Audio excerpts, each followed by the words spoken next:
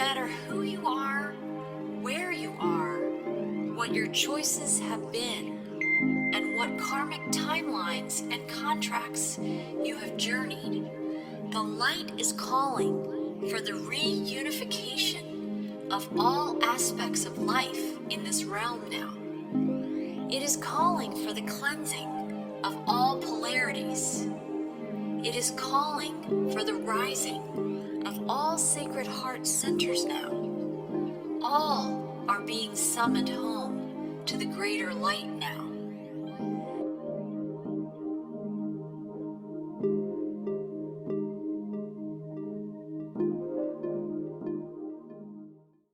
Hi, and welcome to Whole Soul Mastery Sounds of Circles Heart Sharing in the Round podcast series today. I'm Marie Moeller, and I'm an author, intuitive, and I'm the host of Whole Soul Mastery's podcast. And I'm here with Caroline Chang, Renee Taintor, and Michelle Thornton to talk about the energies of change many people are experiencing, and people are asking questions in the comment sections of my videos on YouTube at Color the Magic. And many of us are having conversations with people, and inquiring minds want to know. They are curious. And that is a huge part of the awakening process, is getting curious and following your curiosity from one cosmic breadcrumb, I would call that, to another cosmic breadcrumb. And we're here to support listeners who are interested in pursuing that curiosity and hearing different perspectives on many of the changes people are experiencing and the things we're witnessing and the ascension energies we're experiencing. And so I thought what I have brought today is a few questions that people are asking me, and I'm going to invite each one of you lovely ladies to, contribute questions that you're receiving or that you want to ask of our group. So I thought I'd start us off. My last 2 transmissions for Frequency Writer that I post on Color the Magic was really starting to spotlight this epic spiritual war where the duality game in this realm is getting exposed. And while the Arcturian Collective that I channel often comes in with these beautiful big picture loving frequencies of much higher vibration and inviting us to clearer soul sight, especially in 2020, they're also spotlighting the bigger picture. And that's what also is unveiling itself to many in the collective, especially people who are light workers, who are here, who feel like they're here in service to humanity and in service to the light. And sometimes it can be shocking to hear, what do you mean there's a war? Right? What do you mean? What are you talking about? There's a war? You mean people are angry with each other, or, there's polarity going on? And a lot of people just want to know about the oneness, because Caroline Chang's, right, Awake to Oneness Radio. So I thought this is a fabulous group of wise women to share just, what we're experiencing and what we see. But the question that was asked in my comments in response to some of my latest videos was, if we are all one, who are we fighting with? That was the question somebody asked. Wow. Mm-hmm. Mm-hmm. That's a good question. Okay. Because, yeah. Yeah. So can you want me to jump in? Go ahead, Michelle. I really like that question because I have kind of explored it myself. I started understanding the paradox or the many paradoxes of this awakening thing. And I think one of the biggest ones was just that recognizing that, for me, the waking up or the ascension process was a very individual process. In other words, we have to dive into ourselves, which is the paradox to oneness. It's like, in order to get to me, this visual is the oneness is sort of the ether, and the oneness is that individual pillar of light that sort of shoots us up into it. Otherwise, we're just sort of walking around down here disconnected. Right. And it isn't until we get quiet and clear that channel that all of a sudden, it reminds me of like the bank tellers, the whoof, the message goes shooting into, into the air, and then all of a sudden it's in the bank. And it's sort of like, that's sort of the visual representation to me of going from duality and being disconnected and sort of walking around down here going like, dot, dot, dot, what do we do? What do we do? What do we do? To, quiet it down and turn in to kind of go, okay, God, or okay, self, or okay, whatever's happening. I need some answers. And it was that, was that bank shoot of right into the connection of, oh, that's where everybody's at. So to me, it was that, you have to go through yourself to get to the oneness. And if you haven't cleared your channel, you're not going to tap into the vastness of that oneness. So that was my take on it, but that was a really good question. Yeah. Thanks. Caroline, did you want to go next? Did you want to say? Oh, sure.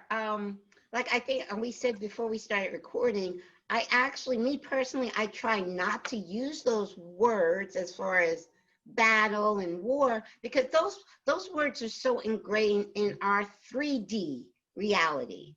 I like to think of it as a chess match, and then I like to also say that I am sending love to the whole board, and that because I do know it's not separate. I always use the yin yang symbol as a symbol of God, which is equally light and equally dark. Like we individually, we have a shadow side, and collectively we have a shadow side.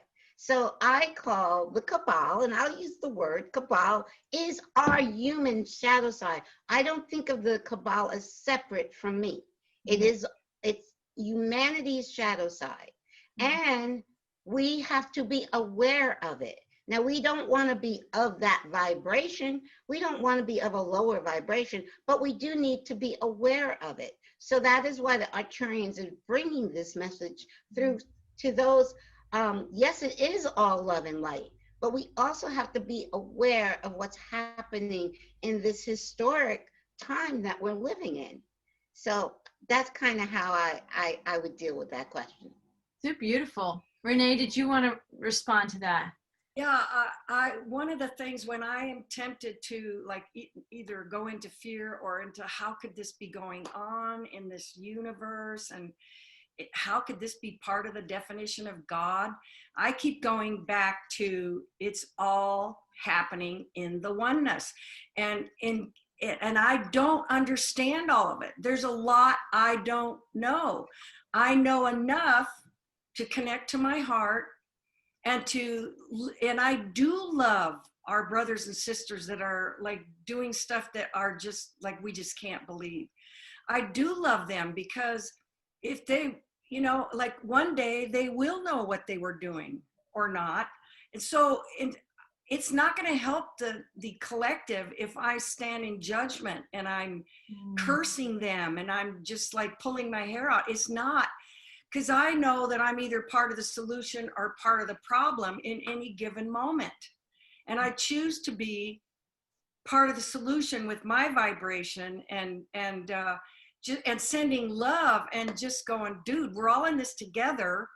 And so some of us are like on the light side of the chessboard, and some of us are on the other side. And it coming from the 3D mentality and stepping into the higher dimensional thinking, it's a dance. It's a dance between your human and your divine that, when you become aware of it, you can go, it's okay. You freaked out for a little bit. So that's understandable because you're not just divine, you are divine and human.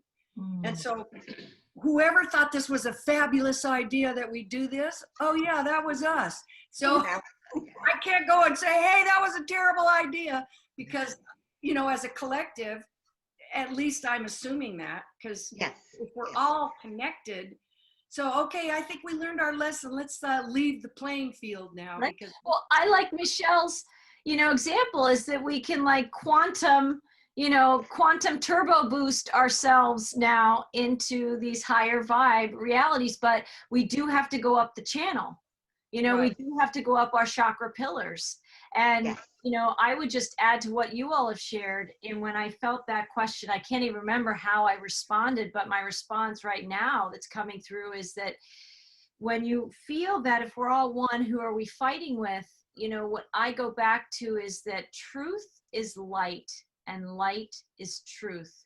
And the light and truth are unifying us. Again, they're waking us up out of the dream of separation into the dream of reunion and oneness again. But to embrace truth with a capital T of what we're really talking about requires that curiosity. It requires us to get curious and embrace truth as part of the rocket ship that we're going to ride all the way to the top, right? And if you're not curious, if you're actually you know, in the duality, if we're looking to confirm the narratives that we already have or the things we already think we know, that's when we can get on a treadmill of lowercase truths that we're trying to defend in the chess game, right? Instead of being curious, you know, every time I talk to anyone or I listen to podcasts myself, I listen because I'm curious what they're going to say. They might have a perspective that's so different from mine that I don't even quite resonate with. But if I'm curious and I find myself interested, even if I don't quite resonate with, I will listen to the perspective because I'm growing and seeking truth, which is that battery pack, that quantum booster inside us that's going to help us go up our chakra pillars and clear the fear. Yes. Clearing fear is a big part of this journey. And so you know, and what I do also in the comments area, and will continue to do, is I think you said it, Caroline, maybe in one of our last roundtables, was you can answer with a question. Because if you answer with an answer, it's easier to get into a debate, and it's also doesn't facilitate people getting curious. We are all being summoned to do our own research, to go on our own vision quests, our own truth quests of curiosity, and seeking truth and light. Yeah, go ahead, Renee. So, and I just wanted to add too, that it helps when you're in conversation with people to understand that they are in what I call the energy game. And we've talked about that, Marie. Yeah. That energy game is something that the ego automatically reacts with. That, you know, I call it being a reactive creator, where you just react to the beliefs and perceptions and stuff that you have in your mind. And you don't give yourself the option and the luxury of thinking about what was just said or what you want to create or co-create in that moment with that other person. So knowing that these people are in the energy game and you're not, well, it's like apples and oranges. And so, you know, answering with a question is good, but also just being content, knowing that you stand for the truth and that the truth is, you know, when we're in alignment with the truth, we are channeling it, even if we're not saying anything, because the light is present. Yes. You know, and the love, you wouldn't be even caring about that person if they had the truth or not, if you didn't have that love and compassion that you have for all of creation. And so it is a difficult situation because because you're not being heard, or they're just blowing you off. And so, I mean, there was a time when we got blown up and we blew people off too, because we didn't, although I don't think I've ever done that. I've always had this big love that just included everything. Yeah. Everything, all life. I would even say stuff I don't know about in the galaxy, you know, just to make sure I was encompassing all of it. But so understanding that they, you know, they're stuck in their left brain, and maybe we're just a little piece of planting another seed or watering the seeds that were already there. Yes. Planting seeds. Exactly. Because people think they're fighting other people, but it's all family. Yeah, and it's only themselves, because all we are is a reflection of them, and all they are is a reflection of us. So if what they're saying and doing is really getting to us, that's something we have to examine. inside of us and clear out. So when you're able to let them be in love and light, and like I said, I think I might have said this in the last roundtable, the one thing I will not do is debate, fight, or argue. Now, if someone asked me a question, when I started that conversation last night on Facebook with someone, she was asking a question, and I really thought, oh, let me get the answers for her. And I got the answers for her. After I got the answers for her, she wasn't even interested in looking at it. So it's like, okay, you weren't really answering the question, asking me a question, because if you were, you would at least look at what I just presented. But now that you're not looking at it, then if I had known, take that back 20 minutes ago, I would not have even engaged the question, because it wasn't, you posed it as a question, but you were not open to my answer. So, but it's all good. It's all good. It is true. People are asking questions in many ways in the energy game that you described, Renee, right? To confirm the truth that they know. And it can be a lowercase truth. It may not be the divine truth, but we have been conditioned to confirm what we already know. It's what makes us feel safe in a world of separation. And when you were offering a response that conflicts or is outside the truth that she was trying to confirm, it like what we're saying is there's no place of reference for that for people. They don't have any files inside where they can, they haven't made space. It's like that clearing the fear. And this is what 2020, that year of clear soul sight, is all about. It is an invitation at the very least to clear the things that are giving us kind of our spiritual amnesia and our spiritual astigmatism, where our lenses are just slightly skewed and we can't see that truth. But if people who are listening, really begin to open their heart centers and know that they might hear information that conflicts or does not align with what they've previously known, that is the spiritual seeker. That's the seeker of truth. And we, all of us, I'd imagine, I see you guys nodding your heads, we've been on this journey ourselves. And it doesn't mean, I'm not saying that I have arrived and that I know everything that there is to know. I think that's the amazing aspect or energy in an infinite creation. Creation is always creating itself. There's always more to discover. So I hope for my intention is for the rest of my life is that that's part of the life force inside me, is seeking this expansive truth energy and seeking to know God in us, in me. And I was thinking when you guys were talking, I just wanted to add this last piece and maybe we'll move on to another question, but there are two vibrational words really from two different languages. There's the namaste, which is I bow to the divine in you. I believe that mirrors and reflects the divine in me, namaste. And in Lakesh, if you guys know that one, that's a Native American expression, right, Renee? And it means I am another you. Right? I've actually said that to a person at a gas station. Many years ago, and it was when I really got grounded in oneness. And I know she looked at me like this lady's from Mars or something, but I said, no, you're just she needed help. I helped her, and she thanked me, and I said, you're just another me. And she looked at me like, oh my God, this is a crazy person. Let me get away from her. But it just came out naturally, it really did. Yes. Michelle was going to say something right before I did last time. So I'd like to hear what she has to say. Yeah. Oh, it's gone. It's gone.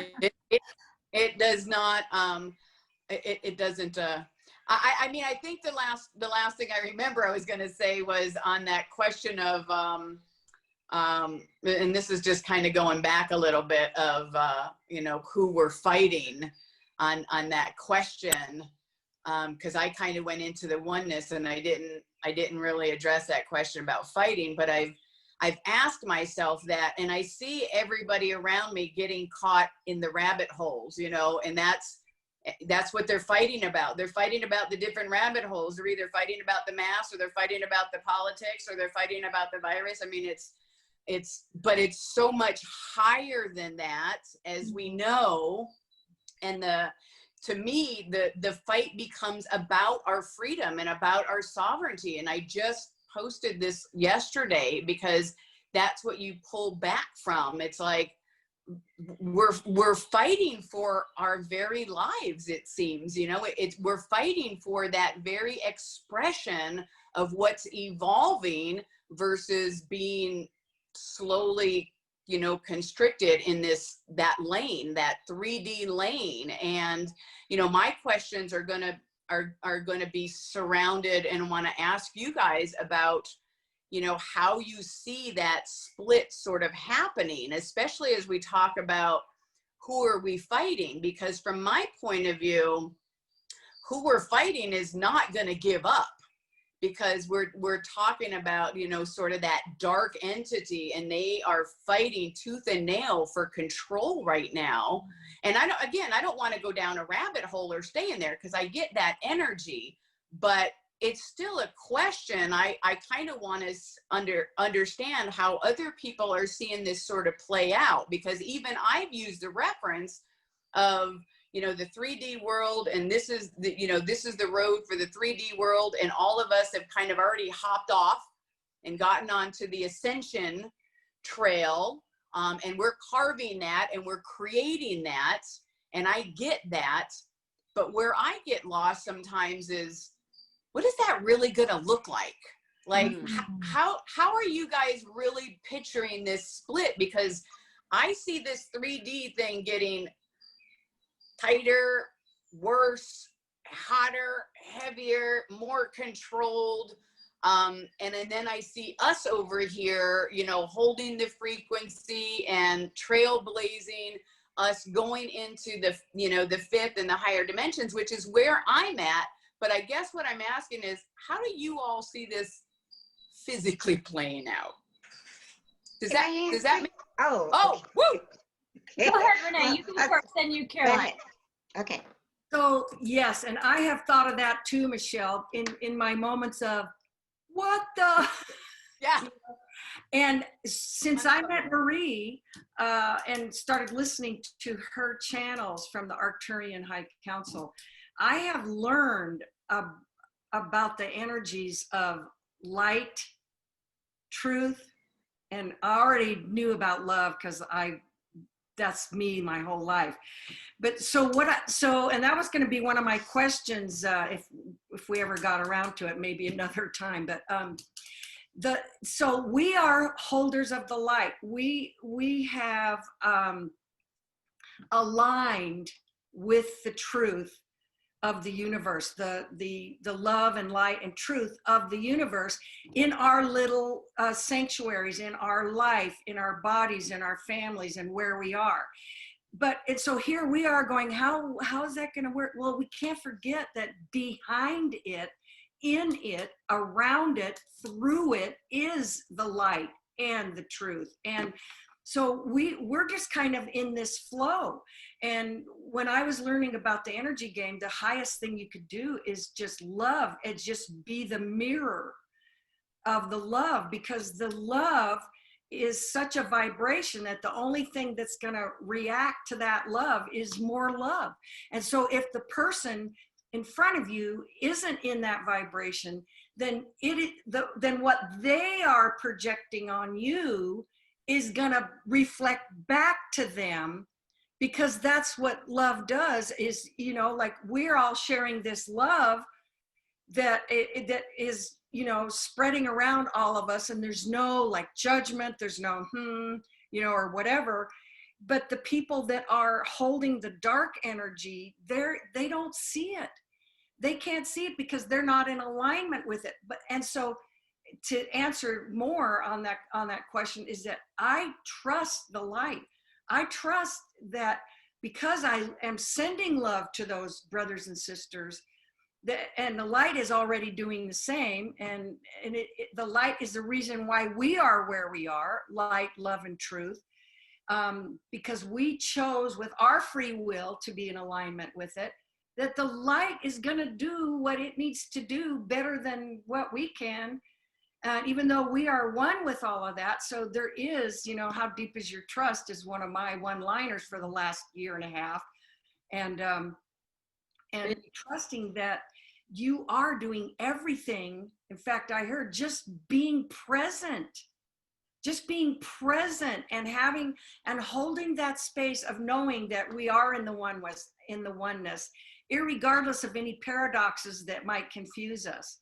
And so even though I get confused, I go back to it's all in the oneness and trust the light. Thanks. Well, my question, because I've been asked that question before, Michelle, about how is this split going to look? And actually, the split is not as close as we think. The split is not at the end of this year. It's much further down. It's almost 20 years further down. If we're looking at this linear by the year. But how I see it is multidimensional. See, we as humans think, okay, it's just 2 roads. It's way more, it's an infinite number of roads. And when that split actually does happen, which is not going to be for many, many years, I think Dory, what's her name, Cannon, she spoke about the harvest. And yes, the harvest is not, we're not at the harvest. The harvest is about 17, 18 years out. And what that will look like is not 2 roads. It's going to be, there's 7 billion people on the planet. It's going to be 7 billion different roads, because each person is going to walk the road that they are a vibrational match to. And so that's how it's a multi-dimensional split and an infinite multi-dimensional split. So it's not, we look at things so linear. Okay, either you're going to be on the road to 3D or the road to 5D, but it's not that, and we're not there yet. We're not there yet. A lot of people think we're going to be there at December 21st. That's when the split takes. Now, momentum starts that date, you know, around that date, where whatever road you're on, it's going to speed up. But the split doesn't happen actually from what I'm getting, what I'm receiving from channeled messages that resonate with me. It's not, see, we think things happen overnight and it doesn't. Like December 21st, 2012.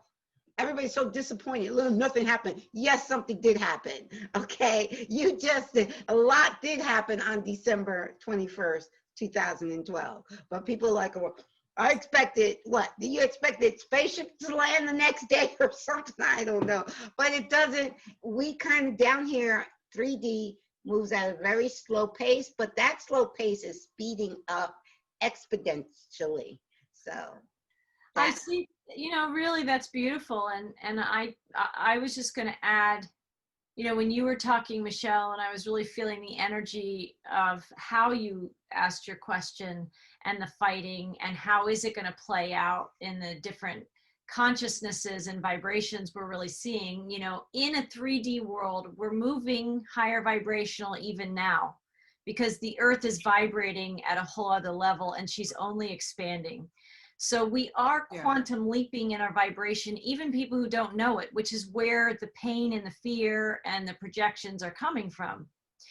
But, you know, from kind of a more, maybe a channeling perspective, a bigger picture perspective, you know, I really see that the dark energies, the extreme polarity of darkness and evil, it has fed off of our fear, right? It's literally fed off of our fear and traumas and those darker energies. And as more people rise, because the earth herself is rising in frequency and we have to be a match to the frequency of the earth, it's a requirement. We need to become frequency specific to the new earth. I almost see it like the breath of the dark energies is closing out, right? Literally, like it's losing air, it's losing life force, and it just almost takes itself out of the game. And for me, then also the light is expanding in not just oxygen, but like prana at a level that we can't even imagine. And we're just expanding, and the fountain of youth comes back. And, you know, back in the day of Lemuria and Atlantis, it wasn't uncommon to be living 10 or 20,000 years. Now, time was different then, but still we were different then. Our vibration, the air was different then.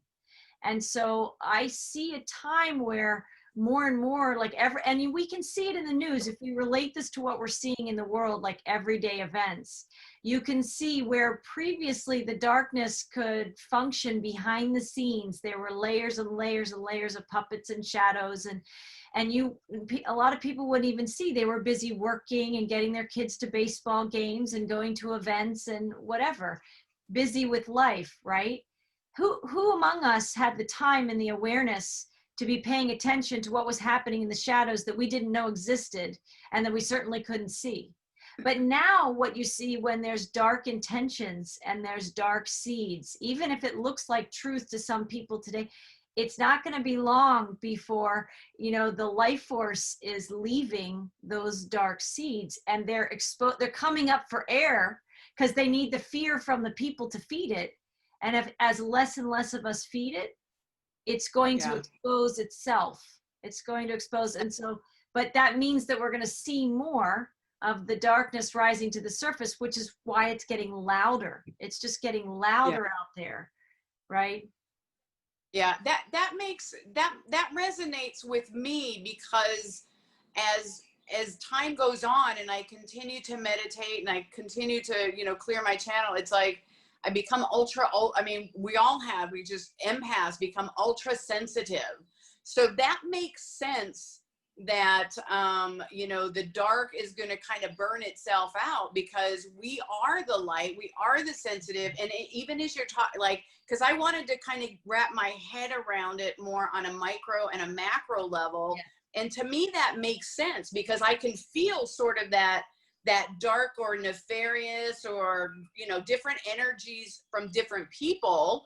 And then, we move away and we adjust. So if that's kind of happening on a micro level, then it makes sense to me how it's going to happen and expand on a macro level. So it just sort of like, we're going to be able to see through. In other words, we're going to be able to call bullshit when it's bullshit. We're going to be able to say, no, you're dark, you got to go away. And so that resonates with me, of how it goes away, and how we're just like, we're almost like infesting, but in a good way. The light is infesting.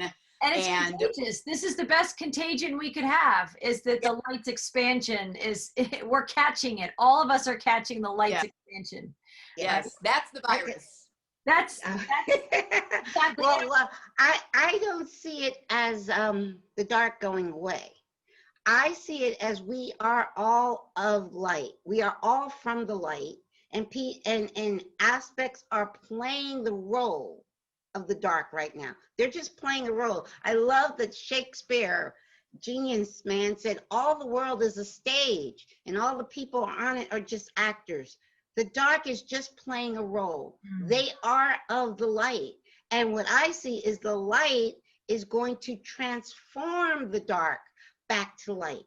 Now, we may not see that in the news or on our 3D world. We may not see that transformation, but in space, there's no, in spirit, there is no time. And so in spirit, what will happen is the light is going to transform the dark back to light from which it came, because nothing can be pushed away. It all is God. So we can't take a part of God and just push it away. So it's everything is inclusive. It's all inclusive, and it is all light. And in the higher dimensions, we see and know, oh, that's light just playing a role. Okay. And we've lived many, many lifetimes, and we have all played the role of the dark, all of us. Right now, we're playing the role of the light, but we have lived lifetimes where we played the role of the dark. We've all had those roles. Yeah, it's so true. I think the first channeling gathering I ever attended, the guides came, somebody was a trance channel, and that was my first experience with that. And I remember, I was excited to hear what they were going to say. And I remember one of the first things they came in saying was, well, let's just get clear that you've all been everything. You've all been murderers. You've all killed. I think they said you've all killed at least 5 people. In Oh, all the whoa. lifetimes you've lived, you've killed at least 5 people. And Wow. you know, they named the things that we've been. And that was, again, talk about that seeker who's curious. I was curious that night. I was learning and listening. And at first it was new information. And I remember leaving there like, I haven't killed 5 people. Like, you know, I would never do that. right? Yeah, that's not me. But, you know, over time, I've realized I've probably killed way more than 5 people. You know what? Right? It hasn't been just 5, right? You know, because we've all participated in wars, and you know, I could have been right, exactly. Right. You know, and this is that, you know, kind of a radical humility. It's like a deep humility where we realize we've been all of it. And when you say we played roles, but I want to say one more thing, because this is it's one question. If we're all one, who are we fighting with? We could spend the whole time on this one question, because it is one of the questions of life.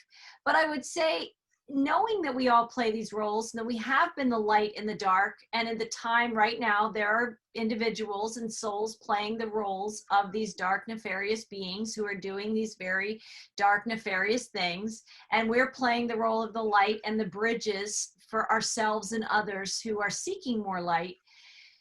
You know, I do, in my, you know, conscious channeling experiences, I definitely do get the sense and receive messages that I do think we've been in a cycle of time that's been a bit of an anomaly. Now, at the deeper level of soul choice, I'm sure at some deep, deep level, we all agree to the anomaly.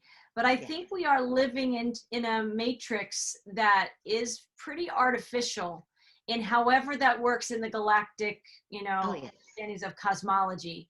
But I would say, I think Source absolutely knew that there's darkness and light and all of us. But I would say, when we agreed to the dream of separation, in my experience, what I receive and just the understandings from the guides over the years is that we agreed to light and shadow.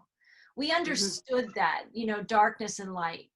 I think what's happened on our planet in this very huge illusion, and that maybe at soul level, when we agreed to this experience of separation, I don't think we expected or anticipated the extreme levels of evil that we've gone to. And I think that's what's out of balance. Like, I don't have any, you know, I don't get a sense that in 5D we're going to be in the absence of conflict. Whatever we would understand as something that feels uncomfortable inside us, I don't think we're not going to be, because we grow. It's like the pearl, this grain of sand that becomes the pearl, like through that process, it gets polished, right? And I think we're going to continue to have experiences of that in whatever realms we exist in and whatever vibration we have. But I think there was something fairly unique. This is why the entire galaxy is watching planet Earth, because we have, you know, gone into the depths of creation, from the extreme light and the extreme evil. And I think that's what is, when people are struggling and trying to understand the truth with a capital T, in their narrow vision, they can't conceive of this extreme evil. And they also probably can't conceive really of the extreme light. But Source, I think, was, you know, of course, free will, and we are creators, and we are these, you know, powerful creators in training. And when we're expressing this dark and light, there was an aspect of that we understood what that was. I think we entered a 26,000 year cycle or longer that became something that was unanticipated at some level. I don't, you know, creation knows itself through time, so I don't know if there are ever truly surprises, but at soul level, I think many of us have been surprised to experience the level of darkness either we've become in some timelines, or that some people are today, or, you know, or the extreme levels of light. I just don't think we anticipated the extreme nature of how it's played out. And I think that's what's been shocking. And I think that's what's shocking to those awakening, that there's an extreme level of the polarity versus the level I think we all thought, even at soul level, that we'd signed up for. Does that make sense? I hear you, but what I want to say is that's such a great blessing. The greatest blessing is that we went to and that's why the entire universe is watching us right now.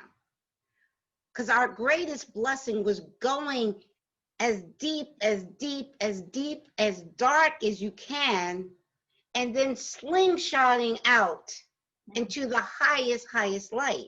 Because if you think of a rubber band, the farther you pull it back, the farther it flies forward. And that is what we are doing. And actually, us doing that is our greatest blessing. And the rest of the universe is in awe of what we're doing. They're like, did you see that? You know, they were like deep, and then they went right to and the only way we could do that, it's universal law, is the more dark you go, the farther in the light you're gonna fly. So it's actually our greatest blessing. And and there's a video I'm gonna make. I've had this video in my mind for months. It's a thank you video to the cabal. And it's a sincere, heartfelt thank you. Because if they did not do this, we would not be waking up right now. So I am thanking them for being the catalyst to humanity's awakening. They are our biggest blessing right now. That's a tough pill for some people to swallow, but I know. at the expanded levels of soul sight, we can see and feel that. Exactly. Yeah, Well, Michelle, we're the ones that judge the suffering. Yes. And, you know, and I have shared with you, Marie, how many times this better be the end of this stuff forever. I don't ever want to see this anywhere in the creation of, it's gone, it's over, nobody should have to do this, because that I was just feeling sensitive to all the suffering and stuff that I have learned I will never repeat. I will never share it with somebody. They're gonna have to find out in another way, because it is, you know, from where I'm at as a human and an empath and all that, it's like, no way. It's just not in alignment with any part of me whatsoever. And so, and even though I understand it's still happening in the oneness, and I can totally understand and appreciate how you said, Caroline, that we can be thankful, because it is just a role. You know, and people were sitting around there with our wine going, okay, you play that role, I'll play that role. And however we did it, this is where we're at. And so grateful that I'm here and I'm not over there. Oops. And even though I have been, Yes. I just still don't think any other living being in all of creation should ever have to go through this. It's, you know, on either side. You know, when you think about the children and the animals and what we've done to our planet and stuff like that, this better be done, because I will appoint myself a committee of one to make sure.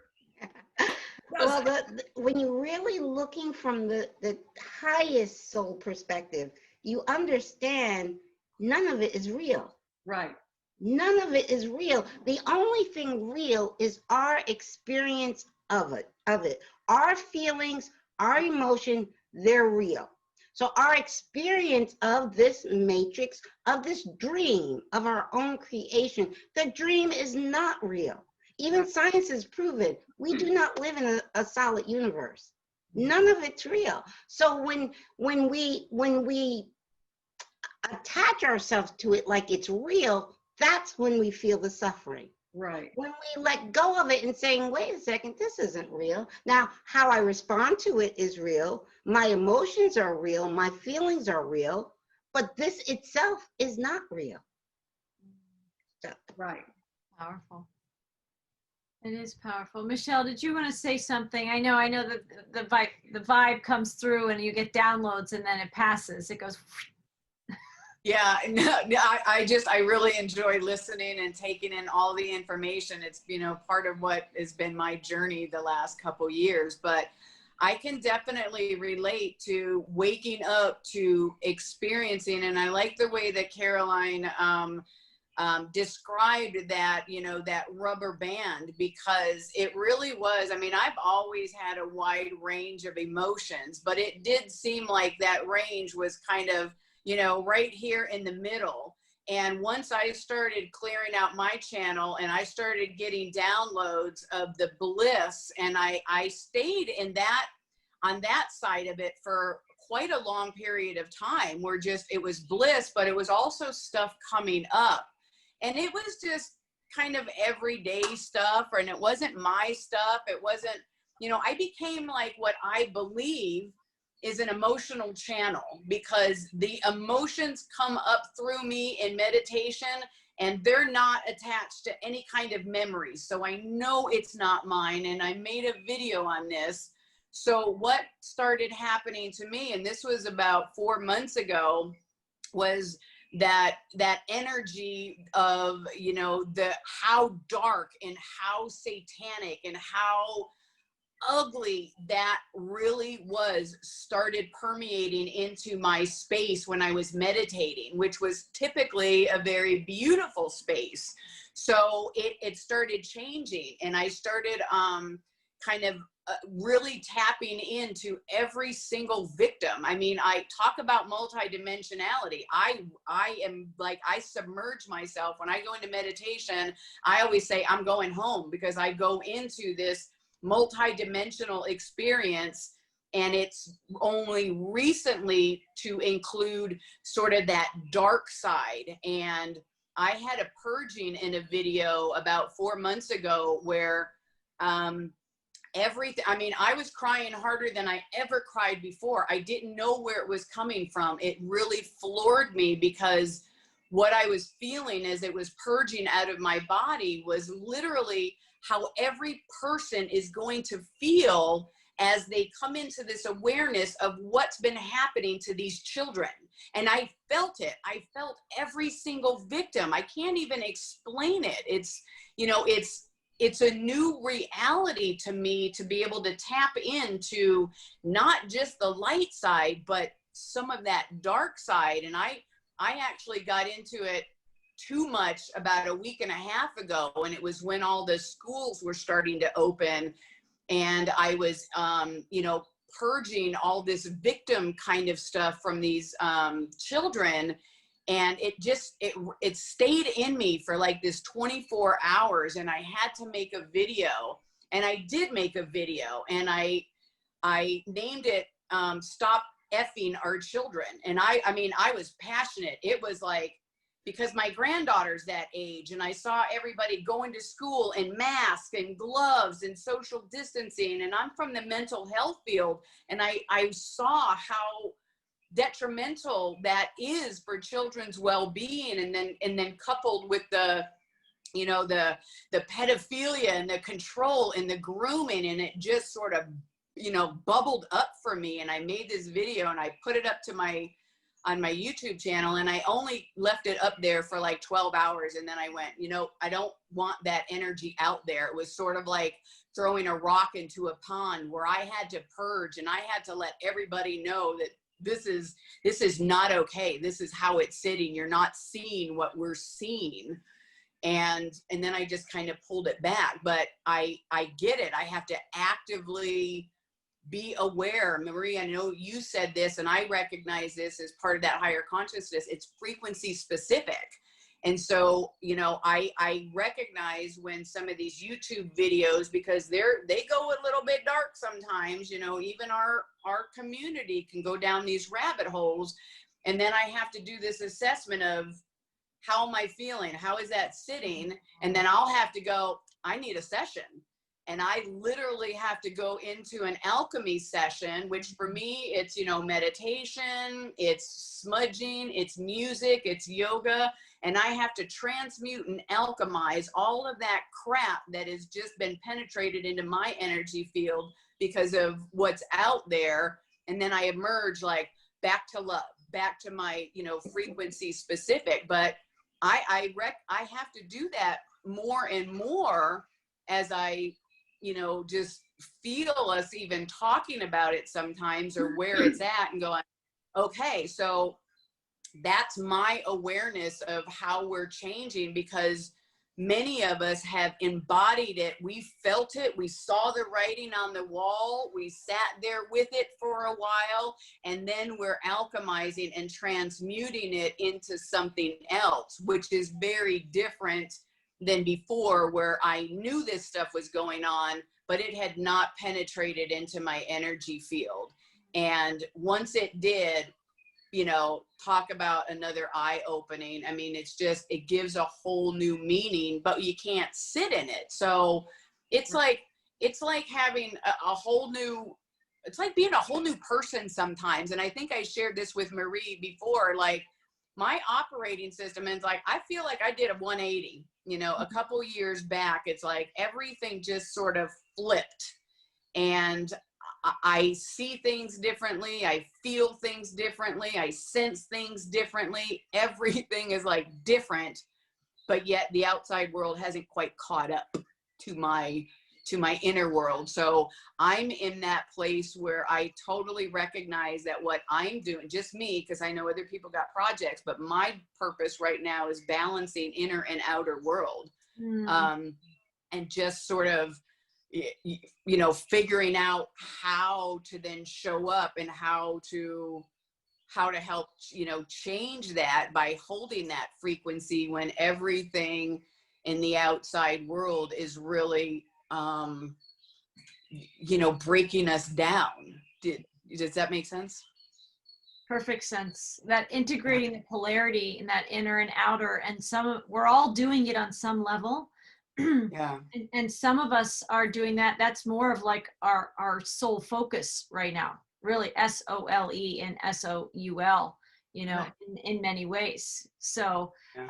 and I just want to say, and then I want to get to you, Renee. I just wanted to say, you know, what you're talking about also is moving the energy, because once more information comes and the downloads of what is ours to transmute through our physical vessel, our mind, body, spirit vessel, you need to move that energy. And again, the pain that we see coming up in people and ourselves, I think each one of us has learned that we know we have to move that energy through, whether we go for a walk in nature, whether we jump on a podcast and we move it this way. We're moving energy in podcasts like this. This is what we're doing to transmute it.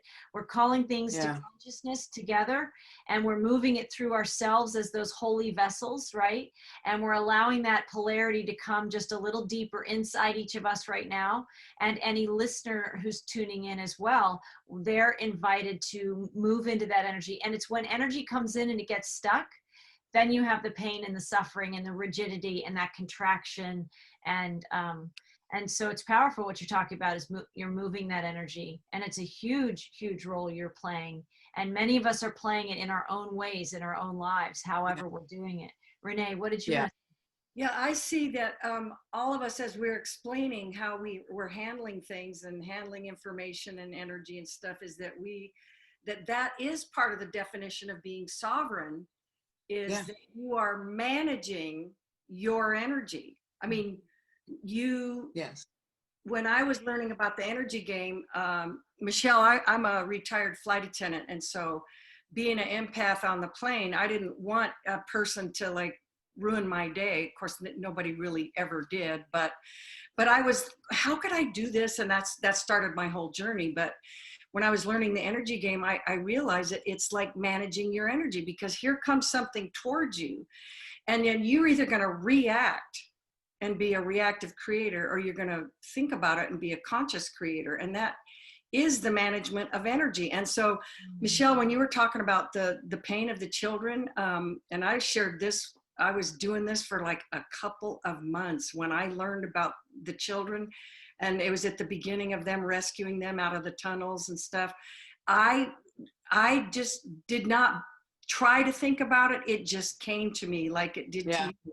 And I just had this deep sadness and pain and sobbing. Like you said, you've never cried so hard. And I just knew that I just had to do that. I didn't try to fight it. I said, this is what's happening right now, Renee. And for whatever reason, And so I just did it, you know, and Marie was a big help because I would just, you know, this is not my stuff. But for some reason, here it is. What am I going to do? Go get out of here? You can't anyway. So managing the energy, I see it's beautiful to hear how everybody is managing their energy. And I have always learned from these roundtable discussions, because it's like adding a different perspective to make your life richer, to make your toolbox better, and things like that. So the sovereignty is a big thing. We are sovereign, and so we are taking responsibility for our own energy, what we project, what we co-create, and what we have to clear. Beautiful. Michelle, did you want to say? No, I appreciate, you know, everybody's perspective as well. And it's really, really clear how individual this whole thing is. I mean, even perspectives, even channelings, even downloads, everything's individual. And like, even as I was, you know, creating my business, it was sort of like just recognizing that all I could create for people was sort of like templates. You know, just sort of templates to be aware of, you know, how important sounds are, or, you know, your environment, things of that nature, sort of, you know, the overall things, because I think we all get very individual downloads and very individual lessons. And even speaking to Caroline's, you know, example of how there'll be, you know, 8 billion different kind of timelines playing out. It's I also believe that, and that's that channeling of even being mindful of going, you know, this is where we are at, because we might not all be there, because it's so individual that, you know, I even have a hard time when somebody says this is what happened, or this is what's going to happen, because I think, well, maybe in your world, but it might be just a little bit, you know, a little shade of greenish, you know, different for somebody else. So because I just found that it's so individual, and I haven't yet met anybody who has the same you know, the same experiences of waking up. So but I love it's the greatest, you know. I have a bachelor's degree, I have a master's degree, I was a single parent, but this is what I say my greatest accomplishment is getting through and transforming from what I was to what I'm becoming. This is my greatest accomplishment, because this has been the hardest couple years of my life, but I've never felt more authentic and genuine and loved and on the right track. And even though I have days like, oh God, I don't know what I'm doing, I don't feel grounded, I feel crazy, whacked out, whatever, I'll still say, you know, I'd rather be here, because this is amazing. Every day is different. I used to be in my comfort zone and loved it, and now I'm like, no way, I'm not in a comfort zone any man. I'm like, what's up next? You know, so it's a great transformation, even though it's uncertain. It's just uncertain. Very true. When you walk the spiritual path, it is going to always be uncertain, because you're following your soul self in your now moment, and it's unique. We are all unique aspects of all that is. So no two paths are going to be the same. Just like no two snowflakes are the same. No two people are going to wake up the same way. But when you were talking earlier, Michelle, about that feeling all that negative emotion that you knew wasn't even yours, you don't remember, and you don't in this lifetime, but we all chose to do that. All of us now here in the greatest show in the universe is happening right now, and all of us signed up. Oh, I want to be in it. I want to be in it. We all signed up to be in it. We were like, oh yeah, put me. But like we were like, put me in the game, coach. Put me in the game. That's what we were doing in spirit. And coach said, okay, go ahead. But we all signed up to transmute not just our pain, but Gaia, Mother Earth, the entire, the animals, the plants, all of the pain on this earth right now. We signed up to transmute that pain, all of it, not just for, and I'm talking about ancestral pain, all of this pain, we signed up to transmute it. So not just us. So what you just described there was a perfect example of us taking the world's pain and us as light workers transmuting it back to light, which is beautiful. And also I thought about, when you were speaking, Michelle, a chunk of coal. And you know, if you take a chunk of coal and you apply an enormous amount of heat to it, it becomes a what? Diamond. Diamond. So coal, Yeah. that's what we're doing. We're transmuting coal to diamond. And then in the fifth dimension, where we are vibrationally, and we're the ground crew, we're at the front of the train, and we're like, come on guys, come with us, you know, we're taking you. And in the fifth dimension, now in the higher dimension, I do not believe there's going to be polarity like this. There will be challenges. There will be challenges, but I don't think there will be polarity to this degree, because I believe in the fifth dimension, to get in the door, knock on the door, you have to understand oneness and unconditional love just to get in the room of the fifth dimension. You know, like Paul says, the upper room. Yes. Yeah. Right. And you know, that's this phrase that came to me many years ago, is admission is by vibration. Yes. Admission is by vibration. And I think that's where that, you know, invitation to curiosity, invitation to seeking, allowing ourselves to admit there are things we don't know and there are things we don't understand. And I think maybe it was you, Michelle, one of us was talking about, when we think about the fighting in 3D, from a 5D, a higher dimensional perspective that we're invited to see through, is you can alchemize fighting, wrestling within, into seeking. Fighting, we're wrestling ourselves to uncover the gift of seeking. But that's all the fighting is we are actually seeking to know this higher vibration and the depths of the infinite creators that we are. But when we don't know that, and we're shrunk way down, and we haven't felt safe here, and our root chakra has been way overstimulated in this 3D realm for a very long time, you know, we have those survival needs, and then we are fighting for our survival, ourselves and everybody else. But if we can simply alchemize that energy of fighting into seeking, then conversations like this, or posts that people, there are posts out there and on video or social media or wherever, that I just don't pursue, because for whatever reason, I'm not curious enough about that one thing to be seeking more information about that. But instead of fighting, instead of all the censorship that's come up, that's another form of the fighting. But censorship is happening. Why? To stop the seeking.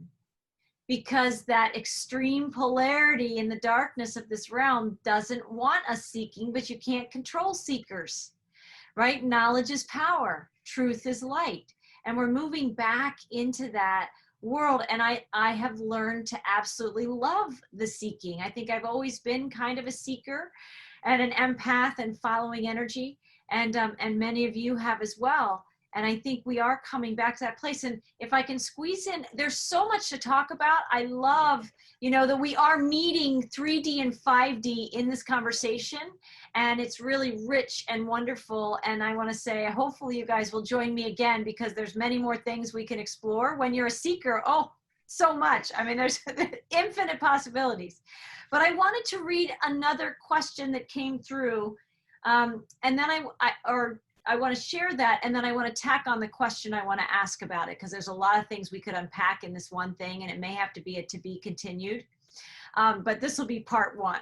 So I am confused of your specific mention of politics. You have mentioned much of wolf in sheep's clothing and sheep in wolf's clothing, and the dark wolf and white wolf. Politics today, to me, seem extremely polarized and juvenile.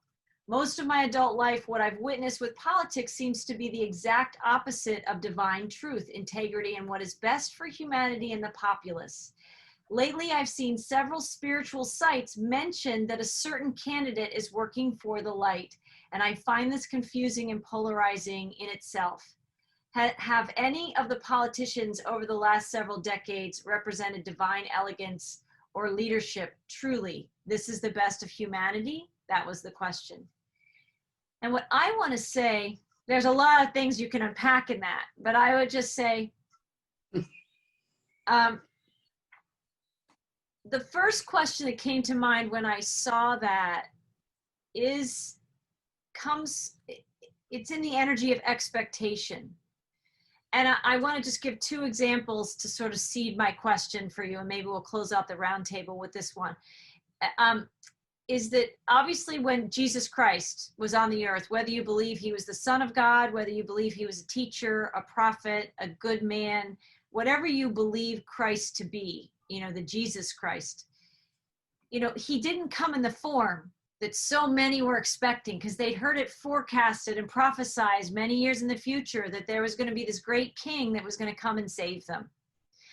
And Jesus didn't ride in with his army and all of his wealth and gold. And he came as a teacher and a healer and a speaker of truth and light and love and kindness and in Lakesh, right? And namaste. He embodied those energies.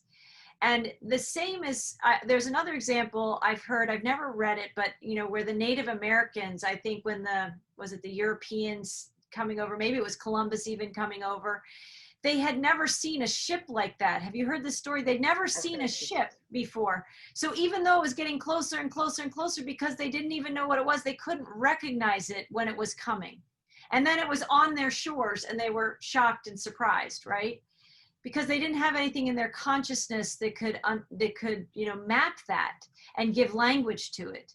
And I think that's happening to a lot of people. And in this person's question, you can feel that of like, what if, Trump is the light? What if anybody that we might name that we think is a dark wolf is a light wolf? Like, what would you guys, how would you speak to how you go about your spiritual seeking when what you expected to come up isn't what you're hearing? Or how do you journey that aspect of that kind of question?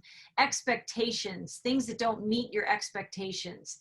When and how maybe did you learn to seek in a more open way versus seek to have your expectations confirmed?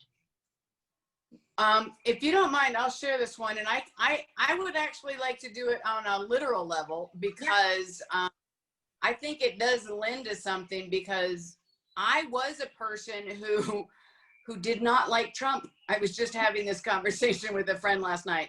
In fact, I know that his election is what initiated my awakening.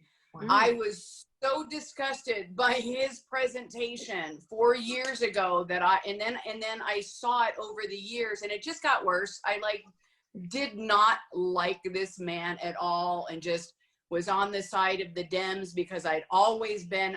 So for me, it wasn't until I saw the true colors start to come to light.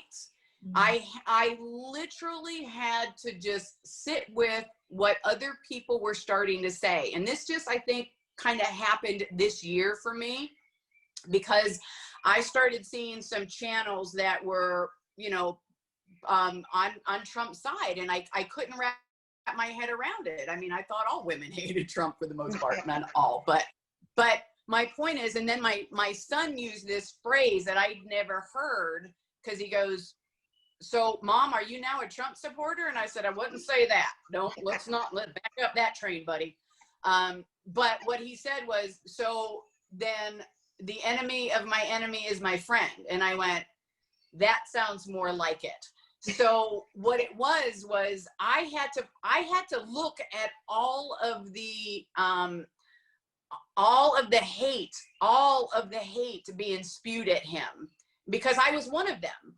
So I guess my point in this was I had to detach myself, because that's what I did with everything else anyway. So he was yet another example, or politics, I should say, was another example of how I had to disengage my own emotions and my own ties to that and go, okay, Michelle, allow information to come in without that,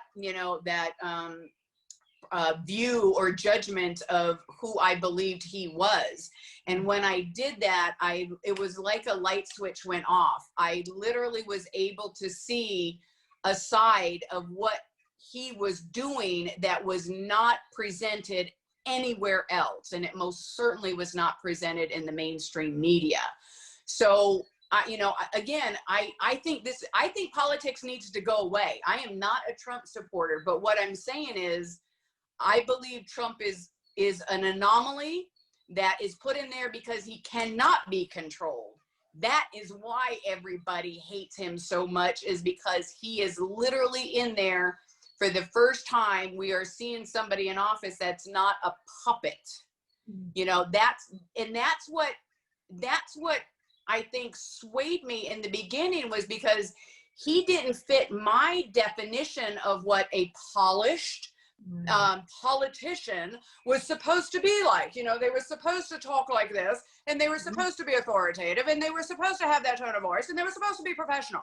And then Trump shows up and he's like, fake news, and so the realness of him really just pulled the carpet out from under me, until I saw, oh, well, that's why everybody hates him, because he's not that puppet. There's nobody's hand up his ass going like this. And I don't mean to say that, but that's just my raw understanding, and how I came to go, I now see from a much higher perspective who is trying to get control of this country. And so as I personally achieved freedom and sovereignty and felt what that feels like, and then having the outside play out going, no, I can now feel who that pressure and that control is coming from. So again, for me, it was like, it wasn't about it. I mean, we have to say people, because that's who's playing the parts.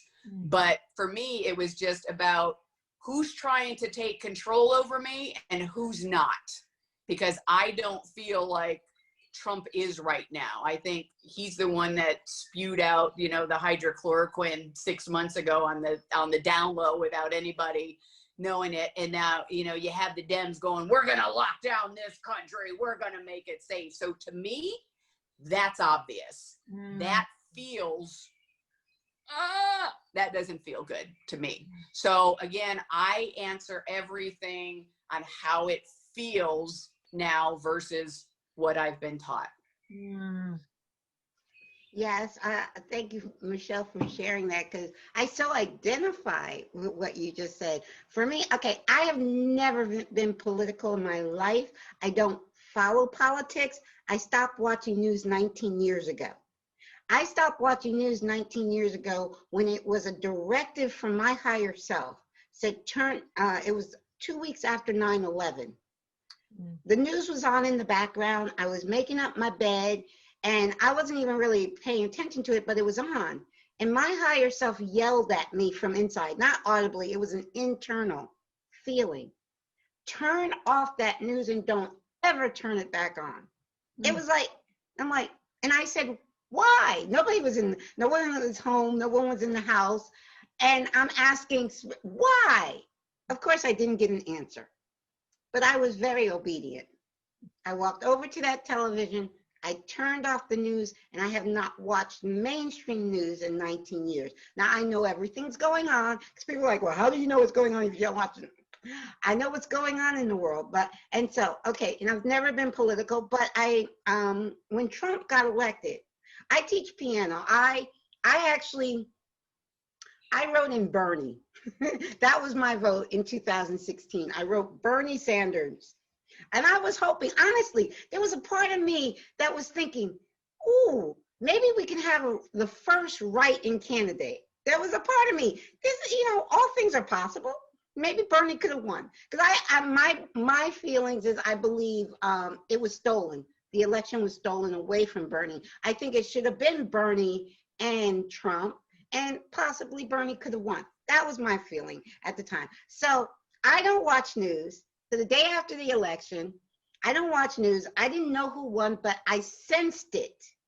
My higher self again was saying Trump won, and it didn't bother me.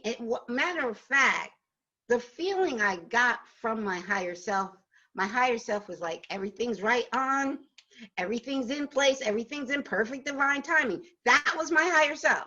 And I wasn't a Trump supporter. I didn't vote for Trump, but my higher self was saying everything is in perfect divine order. I was like, okay.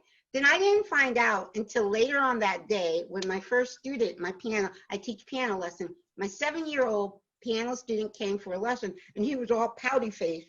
And when he walked in the door, I'm like, what's wrong? He's like, Donald Trump won. And that's the first I heard it. And I was like, I just laughed, and I gave him a big hug and kiss. And I said, it's okay. All is gonna be perfect. This is not something a 7-year-old should be worried about anyway. But I was like, it's all good, sweetie. Don't worry. It's all good. And that's the day he got elected. That is what my higher self said. It's all good. I'm not a Trump supporter. I love the Tao Te Ching, if I said that correctly, because it talks about the middle way and not choosing sides. So I said, for this, I'm on that. I can see what's going on the right. I can see what's going on the left, but I'm walking that middle path. And I personally, at this moment, I don't know what's going to happen tomorrow. So I'm just saying, in this now moment, I don't intend to vote. But I do definitely see what's going on in the Democratic side. And I see what's going on in Trump. And I do agree with what you said about Trump is not putting all those, he did talk about the hydrochloroquine. And so treatment that has been known to help the coronavirus family of coronaviruses since 2005. This is not a new treatment we're talking about. This successful treatment for coronavirus, the family of coronaviruses, was discovered in 2005 by the NIH. There's a report on it. So this wasn't even new. And because Trump mentioned, I think I like this idea, it became political, and they stopped people. The government stopped people from getting a treatment that could have saved their lives. So that was, and I'm like, all because Trump said he liked it? Are you kidding me? So I see both sides clearly. My eyes are wide open at this moment, because I say that, well, and then Spirit's yelling at me right now. Because Spirit is saying everything is happening in perfect divine timing and in perfect divine order. Everything. But I have said to Spirit, for this time, right at this moment, I'm walking the middle path. I'm not taking a side. At this moment, I don't intend to vote. But hey, my mind can change tomorrow if Donald Trump does something amazing, so. But I say that if Donald Trump does something amazing, because I know I'm not voting for Biden. So the only way I would vote for Trump is if between now and November 3rd, he does something amazing. So, okay. There's the openness, though. There's an openness in allowing for new information to shift your perspective into a more expanded version of you that you are right now. Yes. Renee, yes. Yes, so in regards to your question, I think part of being a conscious creator is allowing and being open to new thoughts And even if it's shocking, now I remember when Trump won, I was in shock for like 3 days. I mean, I was in complete shock. But underneath all of that was this trust that, you know, it's all happening for a reason. I mean, that sounds so airy fairy. That's a, you know, your answer to everything. It's all happening for a reason. But I really had the sense that it is happening for a reason. And even though I was shocked, because in the beginning, I thought, oh, good, get a businessman in there. Get somebody that maybe can fix some stuff like that, right? And then I started hearing some of the things he was saying and just going, who is this man? And then by the time the election came around, it was like, oh no. But there again, it's like, and I heard people say, well, it wasn't just the US that elected him. I think it was the collective that elected him, you know, because it is a collective, right?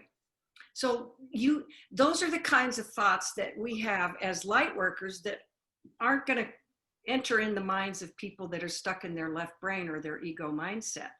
And so I call those things the tools that we use to keep us on track and to keep us trusting. And so I was right along with the rest of the people saying, he's a moron, he doesn't know what he's doing. And then I started a couple of years ago, a friend of mine in Hawaii that's a doctor, she started sending me stuff from the Q and the QAnon. And it was like pretty radical stuff, you know, like what? And so because I've always been open-minded and curious, like we've been talking about, I started looking into it. I mean, seriously. And now I'm like, I am a Trump supporter, you know? And like, how did that happen? I just said it out loud. And if anybody... Only got to go out to a few thousand people potentially. No big deal. Be brave. Own it. Yes. Just own it. Because I should say we're examples of allowing new information in. Yes. I mean, I think that's what it's all about, is allowing new, and that's why I wanted to share that, because I openly said I hated the man. I mean, I'm not proud of that. That's where I was in my 3D. But allowing new information allowed me to see him in a very different light. But it also allowed me to see the other party in a very different light. Yes. And so when I just allowed what needed to be revealed for me to make an informed decision was revealed, and I feel very good with that decision as well. I mean, I even, you know, said, like I said, I think government needs to go away. That's my overall, you know, yes. I think if we can come into our sovereignty, we don't need it. But I get that. I believe he is planted in there to help to get this to drain the swamp, you know, as he says, you and know, that's exactly what Spirit told me when the day he got elected. He's there to be the stir. You know how if you have mud that settles at the bottom, say you have a glass of dirty water and the dirt settles at the bottom, he's there to be the stir. That's exactly what Spirit told me when he got elected. He's there to stir things up. Well, also, it's not so much party affiliation anymore. I've heard a lot of people say that. We're looking at good versus evil here.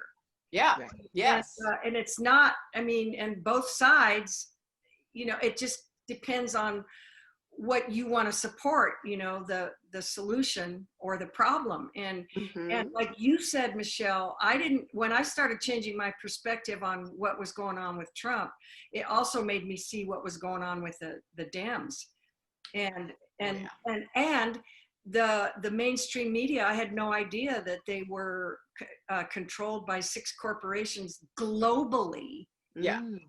And you know, and you can't, if that's all you're watching, then you're not opening yourself up for other information and for other truth to come in. Right. And so, you know, it's powerful. And all these, you know, have you seen videos that people have put together where, you know, they're talking about maybe accusing Trump of having talking points or creating a narrative. Actually, that's what projection is. Like, Right. accuse somebody else of what I'm already doing.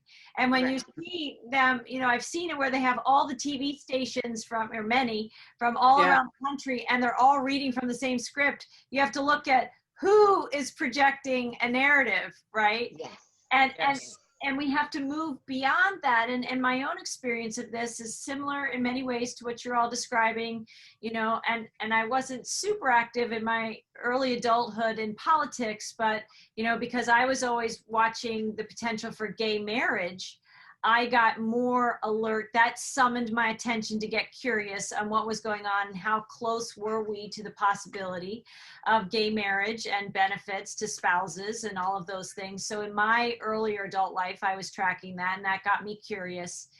And then, having been a Democrat, voting for more progressive values. And what I can see now is it's the progressive values that have more aligning with the extremes and not that middle way.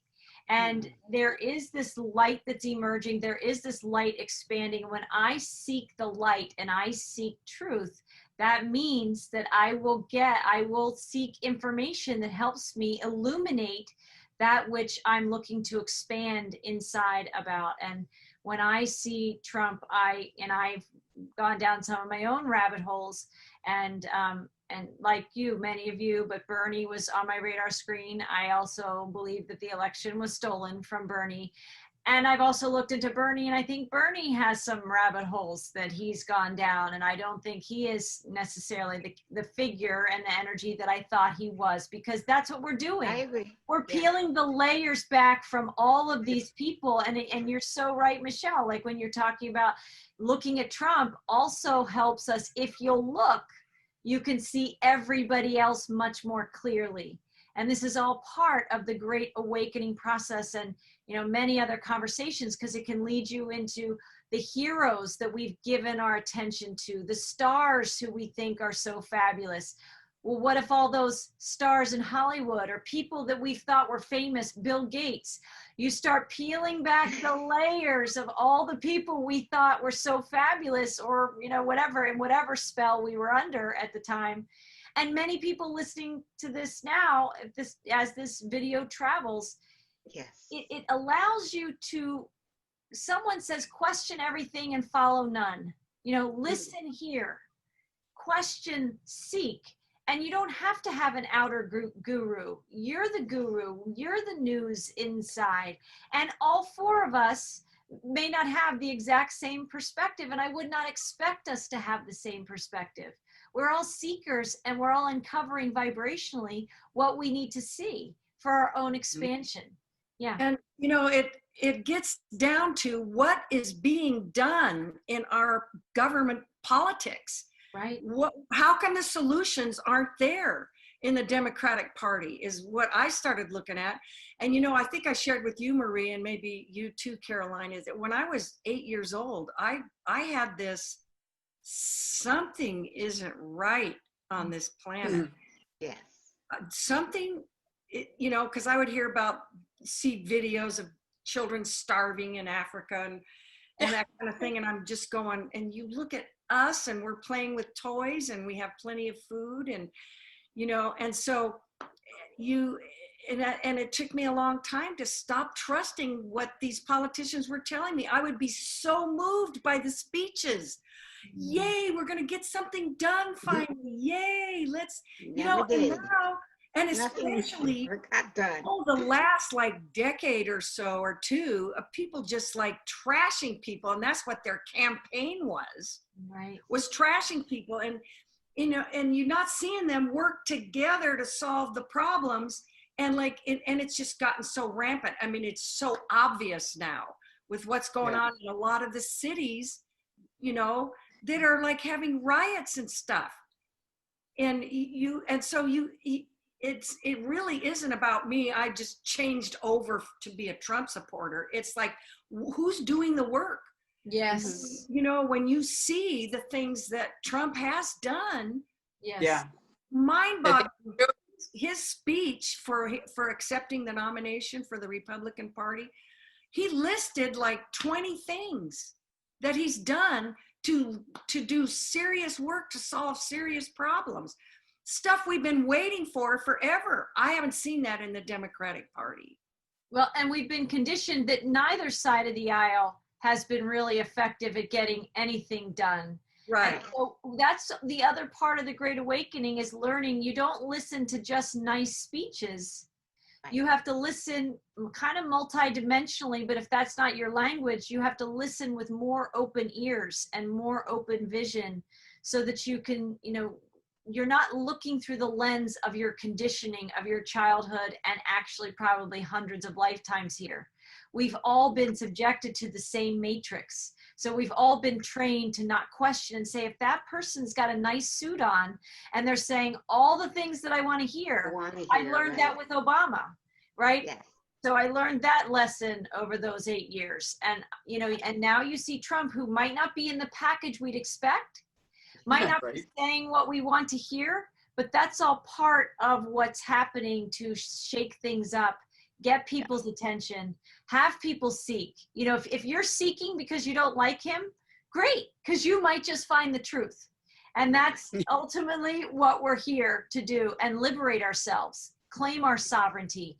And I do believe, my own personal belief is that I think Trump is actually far wiser. And talk about chess, I think he's a masterful chess player. And if you have to look bumbling and like you make all these mistakes and you're stumbling over your words and you're not even quite sure who you are, if that's if that's what it takes to wake up a planet, think about the roles we've all played.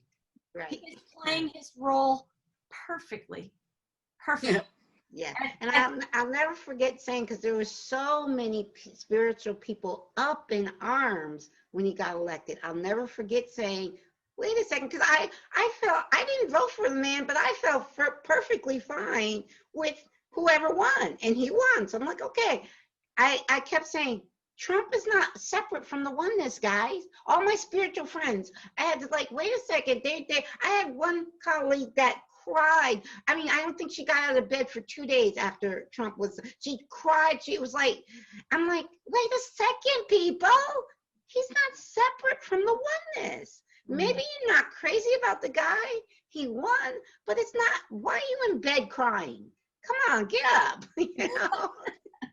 Well, and this is all part of what people are still wrestling with, fighting, or another option, third option is seeking. Yes. So we can wrestle and fight, or we can seek.